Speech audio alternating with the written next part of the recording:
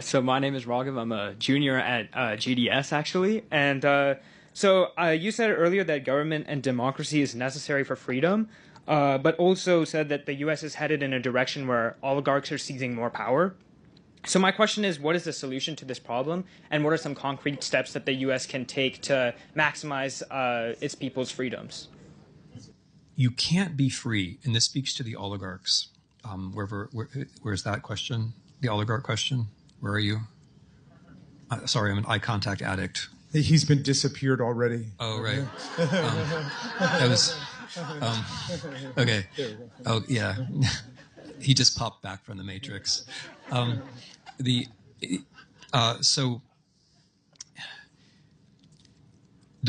If you think that freedom is about being all by yourself, you're wrong.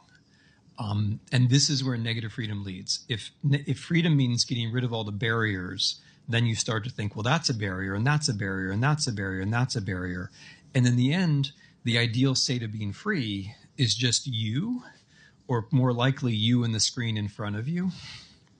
And that's wrong, okay? Because in order to be free, this is a tricky thing, but I think it's profoundly true. And the philosopher, going back to your question, who's behind all this is someone called Edith Stein. In order to know yourself, you have to respect other people's embodied experiences. Because in order to be free, you have to know yourself. If you don't know yourself, you're going to be caught up in somebody else's lie. You're going to be manipulated, you're going to be fooled, you're going to be tricked, you're not going to know it because somebody else is going to see your weakness. But in order to know yourself, you have to listen to other people, right? The one person who can never tell you the things you need to know about yourself is you, right? You don't know about the spinach between your teeth, and that's just the start of it, right? That's just the beginning. The only people who can tell you the things you need to know are the people who are not you. And you're not going to listen to them unless you think of them as the same kind of person that you are, with the same kinds of predicaments, right? And so this was part of the method of the book, right? It's why I took the book to prison, for example, or why I took the book to Ukraine, was because I needed to listen to physical people in front of me on the text. But it's true in an everyday sense. In order to become a free person, you have to know yourself, but you can't know yourself without the help of other people, right? Without the help of other people who fundamentally have the same basic human predicament as you, they're going to die. But are coming from different places and whose bodies allow them to have different kinds of experiences. So this is really essential because it goes to the oligarchical position of like freedom being able to protect yourself from the world by having enough money. And at the end of the day, these guys, and most of them are guys, they're quite unhappy, right? They're quite like, I know some of them a little bit, and they're not happy, right? They're less happy than you are right now in this room.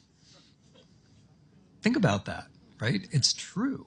They're less happy being alone with their $60 billion than you are here, with the $32 you brought or whatever to buy my book. And I find that to be a very encouraging thought. That's as much as what to do about this, about the oligarchy, what to do about it. Get the ideas right. Negative freedom is wrong. All these guys push negative freedom. And they do it for reasons which I hope I talked about. Regulate social media. The book is regulated. My book would not exist without regulation. Regulate social media. Don't treat it like some kind of precious blah, blah, blah. And get past hydrocarbons. If you look carefully, the bad oligarchs are coming almost entirely from social media and from hydrocarbons. Though, if you get those two things under control, you'll have a more free society, and you also won't have the people who are distorting the language, and who, by the way, are also invading Ukraine.